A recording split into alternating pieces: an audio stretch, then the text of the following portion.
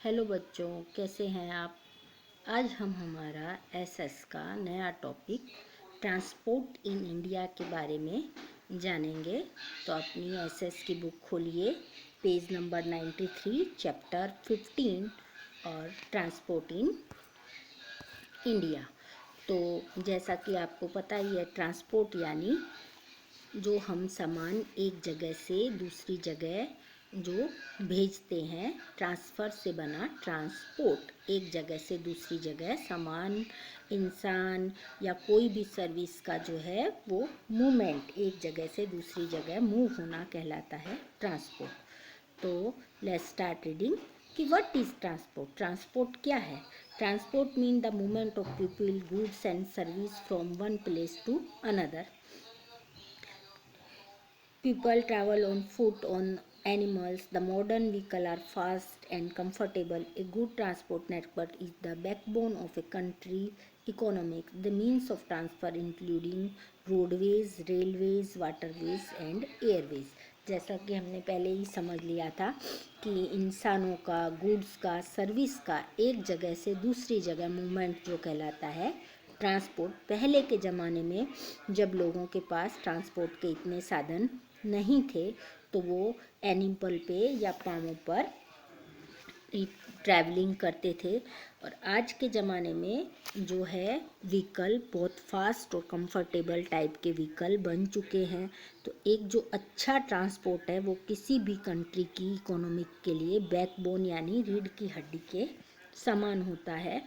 और जो हम ट्रांसपोर्ट में हैं वो हम सड़क के, रेल के, पानी में या हवा में जितने भी जो हैं वो सब हम शामिल कर लेते हैं।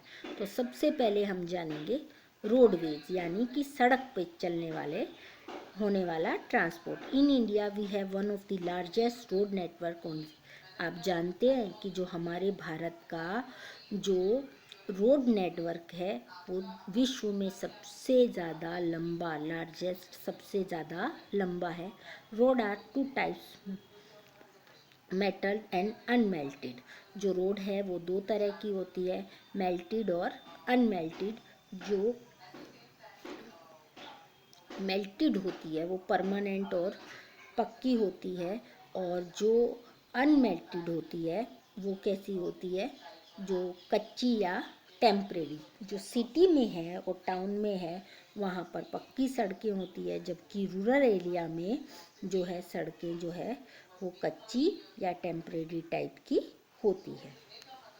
अब हम देखते हैं कि जो रोड है वो उसको हम 4 भागों में बांट सकते हैं। उसमें सबसे पहले आता है नेशनल हाईवे, फिर स्टेट हाईवे, फिर डिस्ट्रिक्ट रोड और फिर आती है रूरल रोड्स। जो नेशनल हाईवे तो नाम से ही स्पष्ट है कि जो सड़कें पूरे देश को जोड़ती है तो वो नेशनल हाईवेज में आ जाती है। वो कौन कंस्ट्रक्टेड करता है और वो मेंटेन किसके द्वारा होती है, वो सेंट्रल गवर्नमेंट, केंद्र सरकार के द्वारा होती है। तो ये जो है ये ट्रेड में जो नेशनल हाईवेज है वो किसी भी देश के व्यापार में जो मुख्य रोल अदा करता है कि जितनी आपको सड़कें एक दूसरे से ज़्यादा कनेक्टेड मिलती है, ज़्यादा स्मूथ मिलती है, तो उन पर ट्रांसपोर्ट करना इजी हो जाता है, टाइम की बचत होती है। सेकंड आता है स्टेट हाईवे, जो नेशनल हाईवे से ही मिलता है, लेकिन जो स्टेट हाईवेज है वो स्टेट की सड़कों को आपस में जोड़ती है और इनका कंस्ट्रक्शन और मेंटेनेंस जो है वो स्टेट गवर्नमेंट करती है। अब आपका आता है कि डिस्ट्रिक्ट जो लेवल पे जो होती है वो डिस्ट्रिक्ट हेडक्वार्टर उनको मेंटेन करते हैं, और वो एक जो डिस्ट्रिक्ट को आपस की डिस्ट्रिक्ट की जो सड़कें हैं उन्हें जोड़ने का काम करती है। अब लास्ट आती है रूरल, जो रोड है जो गांवों को जोड़ने का काम करती है। अब हमारा आता है रेलवेज।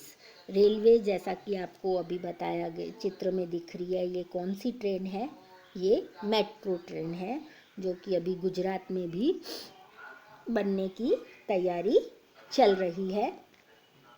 तो जो railways are the backbone of transport in India. जो रेलवे है वो इंडियन ट्रांसपोर्ट का क्या है, रीढ़ की हड्डी के समान है, बैकबोन है। They are the fastest mode of transport on land. Land पर जो चलने वाले ट्रांसपोर्ट हैं उसमें सबसे ज़्यादा फास्ट में फास्ट क्या है, आपका रेलवे। और जो है हमारा जो रेल का नेटवर्क है वो पूरे विश्व में सेकंड नंबर पे आता है। The total length of railway line in India about 64,000 kilometres है। तो ट्रेन जो रूट है वो हम कितने भागों में बांट सकते हैं उसको, ब्रॉड गेज, मीटर गेज और नैरो गेज। जो हमारी रेलवे की पटरी की साइज होती है उसके आधार पर हम जो ट्रेन को रन जो है वो 3 ग्रुप में उसके आधार पर बांटा गया है। तो हमारे चित्र में जो नक्शे में जितने भी रेड डॉट है वो बता रहे हैं कि हमारा क्या है, network of railway in India, कि भारत में जो रेलवे का नेटवर्क है वो किस किस तरह से फैला हुआ है। और अब हमें इसने बताया कि रेलवे जो है वो किस किस तरह से डेवलप हुई। The new technology had made Indian Railway fast and comfortable. The steam engines had been replaced by diesel and electrical engine. The fastest train of India are the Shatabdi, Rajdhani and Duronto. Trains carry not only passenger but also heavy and bulky goods like coal, cement, stone, oil, etc. जो पहले जो steam engine का स्थान था वो diesel और electric engine ने ले लिया। आज जो है भारत में सुपर फास्ट जो ट्रेनें चल रही है उसमें शताब्दी, राजधानी और दुरंतो मुख्य हैं, जो न केवल पैसेंजर ले जाती है बल्कि जो ट्रेनें हैं वो बहुत भारी जो वस्तुएं होती है जैसे कि कोयला है, सीमेंट है, पत्थर है, ऑयल आदि भी ले जाती है। मेट्रो ट्रेन है bought a great change in urban transport. They run on both underground as well as electric. Metro trains are in Kolkata and Delhi. They are under construction in Hyderabad, Bengaluru, Chennai, Kochi and Jaipur. तो आपने देखा कि जो मेट्रो ट्रेन है उसने भी हमारी जो रेलवेज़ की दिशा जो है उसको बहुत परिवर्तन या विकास में विकसित किया है। आज के समय में जो मेट्रो ट्रेन है वो कोलकाता और दिल्ली में चल रही है और हैदराबाद, बेंगलुरु, चेन्नई, कोची, जयपुर ये शायद पूल में छपी होगी, पर अब आप इसमें एक नया नाम और ऐड कर सकते हैं कि गुजरात में भी जापान के सहयोग से मेट्रो प्रोजेक्ट काम कर रहा है। अब आपका आता है वाटरवेज। तो जो पानी में आप जिस हिसाब से ट्रांसपोर्ट करते हो तो वो वाटर ट्रांसपोर्ट कहलाता है। तो water transport is a cheap and eco friendly mode of transport. It is more suitable for carrying heavy material. Ship are two types, passenger and cargo. तो जो आपने देखा कि पानी में जो ट्रांसपोर्ट होता है वो सबसे ज़्यादा सस्ता और इको फ्रेंडली यानी कि जो पर्यावरण को नुकसान नहीं पहुंचाता, क्योंकि उसमें धुआं, प्रदूषण, पेट्रोल कुछ भी नहीं जलता। तो वो सबसे ज़्यादा हैवी मटेरियल को ले जाने के लिए सूट करता है, जिसमें हम शिप भी ले जा सकते हैं पानी के अंदर। तो शिप कितने तरह के होते हैं, 2 तरह के, एक तो पैसेंजर शिप और दूसरा कार्गो शिप। तो जो पैसेंजर शिप है वो पैसेंजर को ले जाएंगे और जो कार्गो शिप्स हैं वो क्या ले जाते हैं, वो बड़े बड़े पेट्रोलियम एंड ऑयल के जो टैंकर हैं वो लेके जाते हैं।